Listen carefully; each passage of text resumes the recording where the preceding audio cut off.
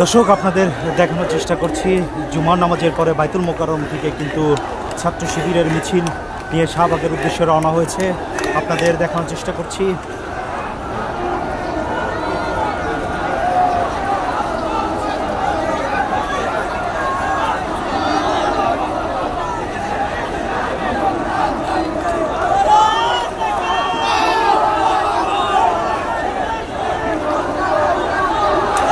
দেখতে পাচ্ছেন অসংখ্য ছাত্র শিবিরের কর্মীরা কিন্তু তারা তাদের স্লোগান নিয়ে শাহবাগের উদ্দেশ্যে রওনা হয়েছে।